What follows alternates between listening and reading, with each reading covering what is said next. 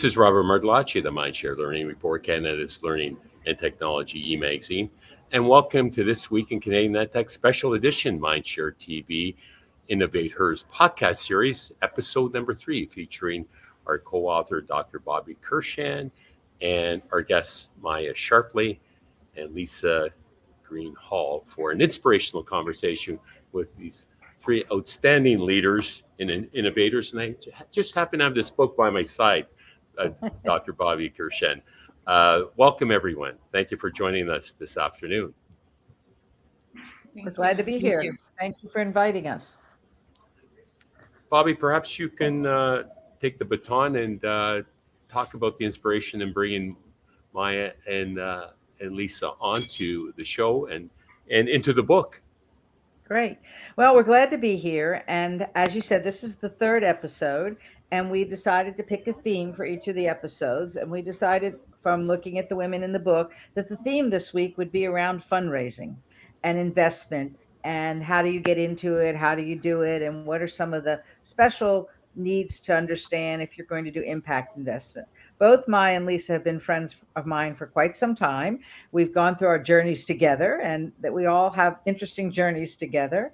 And I thought they would have a lot to share and give to the other InnovateHERs listening. And so I'm going to let them each introduce themselves. So first I'm going to start with Maia, and why don't you introduce and give us a little background? Great. Thanks so much, Bobbi. And thank you, Robert, for having me. Thrilled to be here. And good, Lisa, good to see you again. My name is Maia Sharpley, and I actually have, I think, a very circuitous route into investing.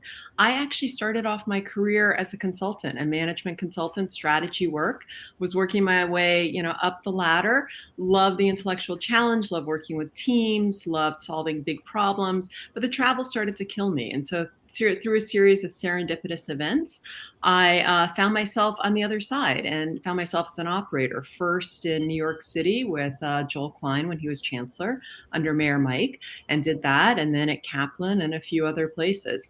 And, loved building and running businesses and solving problems and creating things. But it was during my time at Kaplan where I ran the EdTech Accelerator that we created in partnership with Techstars and Bobbi. That's where you and I met.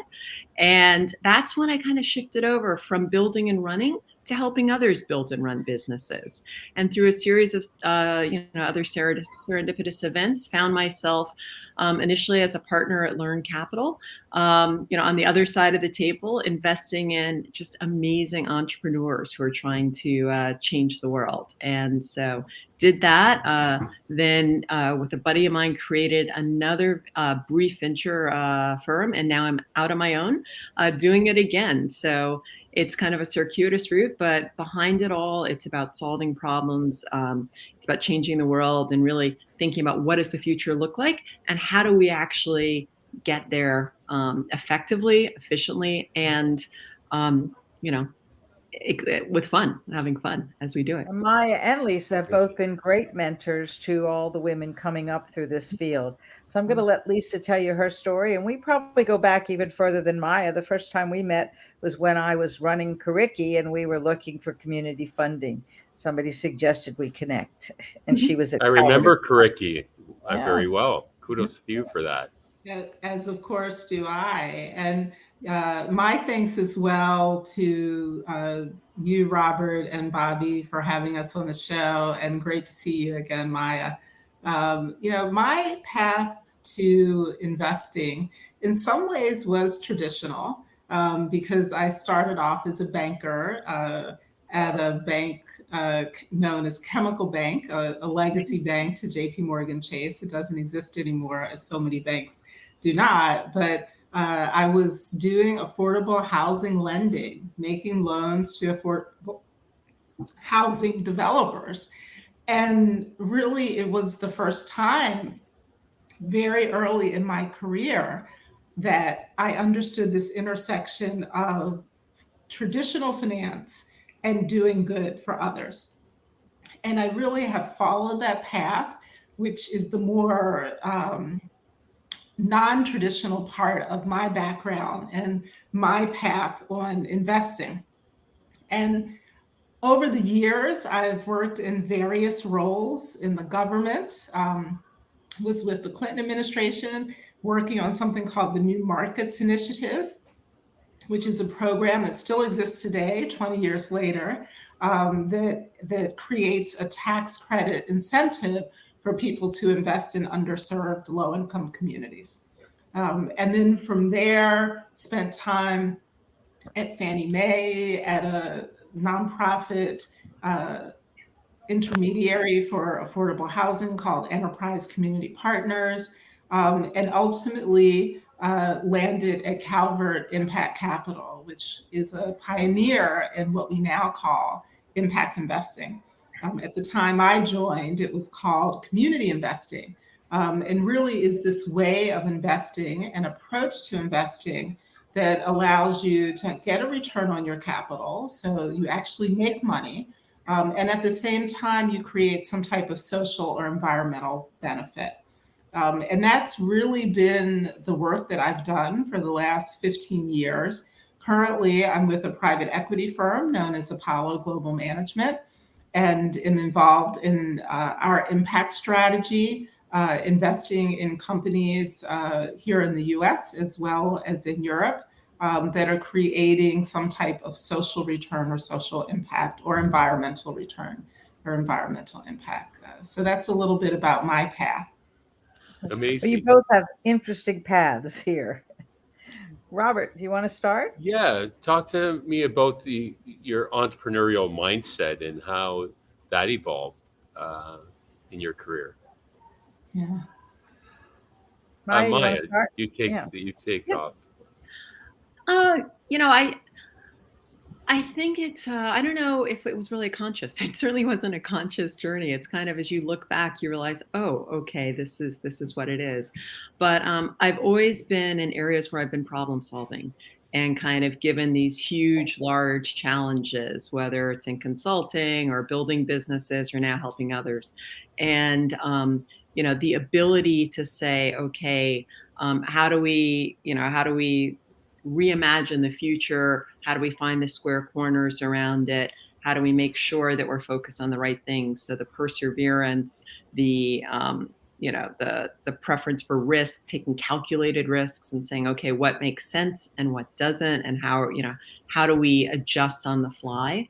I think it's been something that have always been part of my ethos. And I've been very fortunate that I've actually worked with and for amazing leaders who have helped train me in that way and kind of give me the guardrails or the teachings and the kudos or the attaboys or the, well, maybe do it differently this time, next time, right? And so I've been very fortunate to have that kind of leadership and mentorship around me to kind of hone those skills and that preference. Lisa, thank you for that. How did you grow into entrepreneurship? I've been referred to as a social entrepreneur being in ed tech. Mm-hmm. How does that resonate? So I think social entrepreneurism and social enterprise is really one of the best ways to approach some of these, really difficult challenges that we have around climate, around affordable housing, around investing in underserved communities. And for me, entrepreneurism has always been about opportunity, right? I think there's an important element to innovation and entrepreneurism, which is seeing where the opportunity can be and being willing to take that calculated risk, as Maia described it, to go after that opportunity. It's, the saying always resonates with me. You want to skate to where the puck is going, mm-hmm. right? Not to where the puck is. And I think the entrepreneurial spirit is one where you have that confidence and you have that passion to go where the puck is headed, and you're able to see it and pursue it. Lisa, that resonates very well with me because I played hockey with the guy that coined that phrase, Wayne Gretzky. I think I have the sign in my co-working space. So Wow. We didn't even, I didn't even prompt you for that one. That's we didn't impressive. plan that. I just played hockey yesterday, but thank you for that. And I use that phrase all the time when I'm talking. And I didn't know it was from Wayne Gretzky. I've heard it so many times. There you go. Absolutely. Over to you, Bobbi. Yeah. So Lisa and Maya, I know you all have really feel important about the impact that people are making. And as you look for people to invest in or to mentor, what is it of their entrepreneurial mindset or what of their personality? What do you look for as you invest in something? You know, when you ask an investor, what are the top 3 things they look for? What do you look for? Yeah. Well, I think it's always about the people, right? And I particularly like investing in women-led organizations, in enterprises and businesses that are serving women. And the top 3 things that I'm looking for that I think women are particularly good at is the ability to problem solve. We do it in so many elements of our lives, whether it's at home or it's at work, or if it's in the community. We're just excellent problem solvers. I think there's also something about the persistence and determination and grit would be the second component or second important attribute that I look for. Is there evidence that the entrepreneur, the business owner has been willing to stick with it over time, whether it's an idea that they've stuck with or a business. At Apollo now, our strategy involves buying out companies that are often family owned and have had many, many decades of sticking with an idea or a business. And then, I think the third piece that women are also really great at is being flexible or adaptable, willing to adjust. Because, we live in a very fast paced world, right?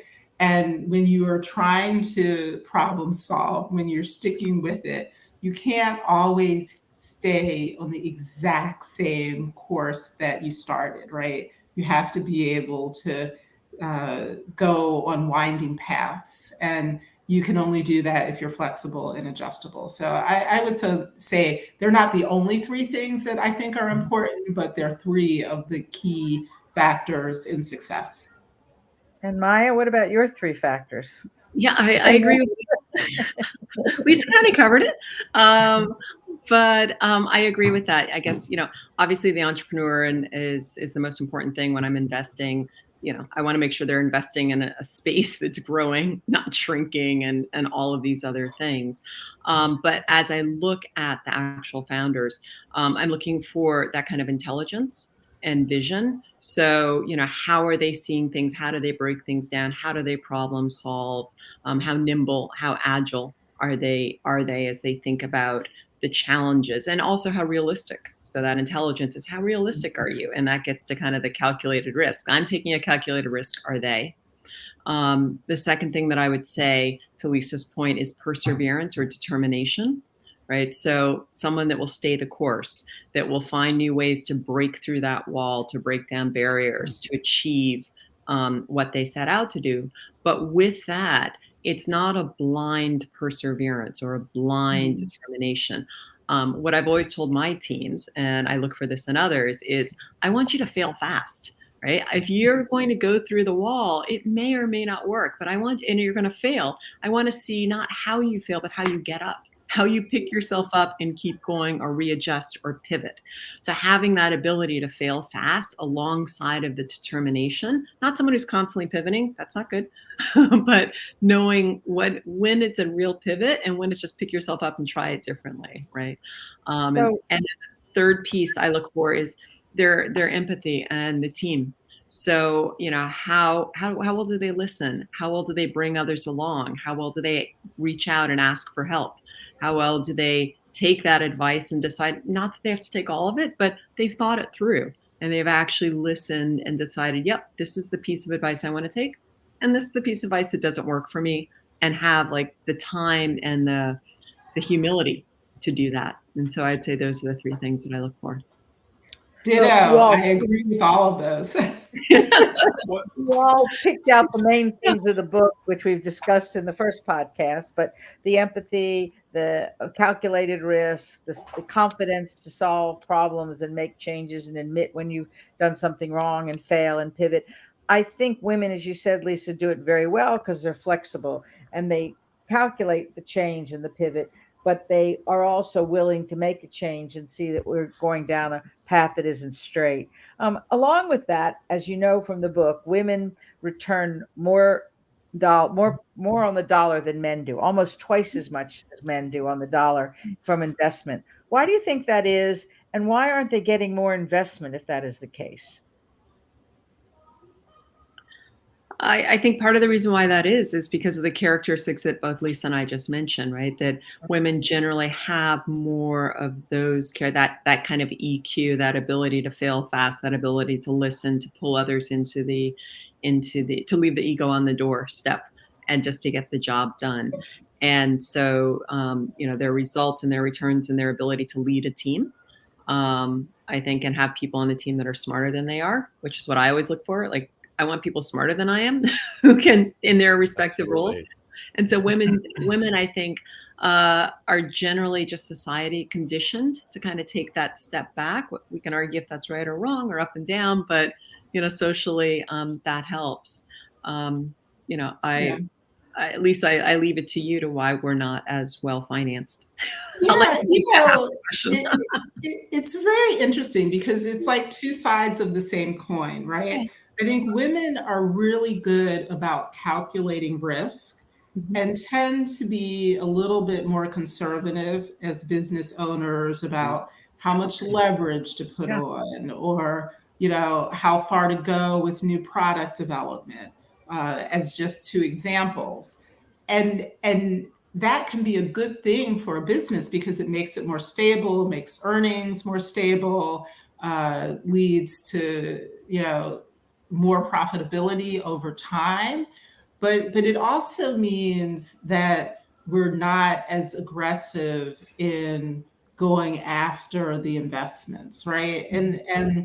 And positioning companies in a way that are going to make them appear of interest to investors.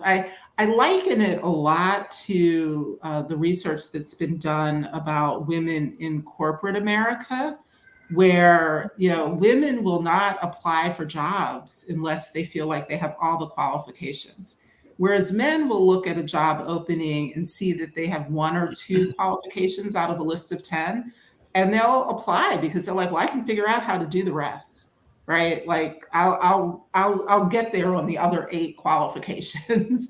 But women are less likely, I think, to take that leap of we can make a business work in the way that it needs to aggressively, and are much more likely to take calculated risks that in the end are good for the business and lead to the better returns. You both pointed out two of the data points from our research very well. One being that women have this imposter syndrome, so they don't apply, or they, even though they could probably get more funding, the data is somewhat skewed because they don't apply as often. So therefore, those that do apply are at the top of the scale, so they're likely to get better returns. So we need to get more women that have that imposter syndrome or that syndrome to apply. The second thing that we found in the book, and you all also just confirmed it, was that the interpersonal sensitivity of women actually contributes to their ability to make better teams and to have their teams work with them for longer periods of time, collaborate more. And the one that was most interesting is women fire people better than men because they look at the person, they look at their team, and they always start out by saying, I'm not doing this to hurt you. I'm doing this to help you. You're not a fit. Let me tell you what you can do. And you're not helping the business, and you're not helping yourself. Men, and they don't do it in a mean way, they just have a different filter. They will often say, I'm reorganizing and you don't fit. It's what they need, not what the person that they're talking to need. So that probably, both of those factors and many more, of course, contribute to this lack of women even thinking they should apply for investment or waiting to do it. More women startups bootstrap longer and before they actually go after money. Most there's a joke in Israel that people don't start a company by saying what am I going to do. They start by saying what's my exit strategy. So it's a Brilliant. different mentality completely, because it's the startup nation over there, and so and women don't have that mentality. I want to ask you along those same lines. One, I think we have time for a couple more questions. Yeah, But one other we do. thing, I want to ask you, what is it that you personally want to see as you're mentoring women? And why do you mentor women? And what is it that you want them to get from your mentoring? And what do you want them to do as a mentee?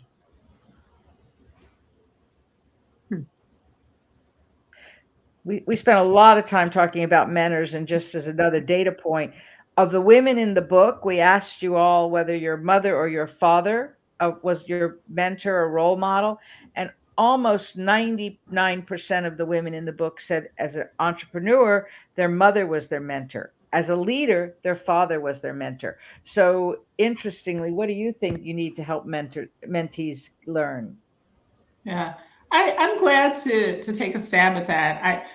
For me, what I'm always interested in is thoughtfulness, right? And I love spontaneity as well. But in terms of being a mentee, I really appreciate when someone has reflected, given it thought about, whether it's what they want in their career, long term, or if it's a specific opportunity, or maybe they're just having challenges with the team dynamic. But they have given it their own thought and their own reflection before they've come to me. And I do find it more challenging to work with mentees when they just come with a problem, right? Like I feel like even as a manager, as I like to call myself an entrepreneur, someone who's been entrepreneurial within large organizations, I think it's always incumbent on the person that has the problem they're trying to figure out to give it some thought before they come to you to ask for help. And sometimes you give it thought and you don't come up with the right answer, which is why you need help from somebody else. But it just to me is a reflection of you care just so much about your career or the problem that you're trying to fix, as you want me to care about it. And so I think that that's an important thing for mentees to consider as they're working with their mentors. Yeah, I think I agree with that. What I would also add, and what I look for, is that someone's coming with their whole selves. So a lot of times people just come because, as Lisa mentioned, I have a problem. Can you help me solve it? They never come with, what did I do right? Or let me tell you about my wins, or let me tell you about my victories, or here's what happened at home. Here's what happened in my personal life. Here's what happened yesterday, or here's how my mom or my dad are doing. And so, those people who actually come with their whole selves, both the wins and the losses, the professional and the personal, you actually get to know them better, and you can actually help them and you can help the whole person instead of just a targeted, oh, well, maybe you should talk to your boss in this way, or did you think of writing this email, or maybe you should, right? That to me is a very transactional relationship or a very transactional interaction versus actually building a relationship. So I look for those mentees, or I think I enjoy mentoring most those mentees who actually come with their whole selves, good, bad, and the ugly, and are willing to, share their wins and their losses and really kind of put their whole self forward in a constructive way. I think one of the things I've learned, and Lisa and I have kind of reached this place, I think sometimes the mentor and the mentee switch roles, and you are the Absolutely. mentee. And so I think women are more fluid at doing that. They don't have any ownership of what position they're in. And I know over the course of my friendship with Lisa, I went to her to get help when I was raising money. she's come to me on things she's done as she's changed her career. So we've switched roles and who's been the mentor and the mentee. Absolutely. And I think that women are more likely to do that, so that they ultimately, with many of my mentees or mentors, I end up becoming really good friends with them, because, as Maia pointed out, you learn to share those kind of things. So it becomes more than just a question that you're getting help on. And they tend to be my best mentor relationships and mentee relationships. Absolutely.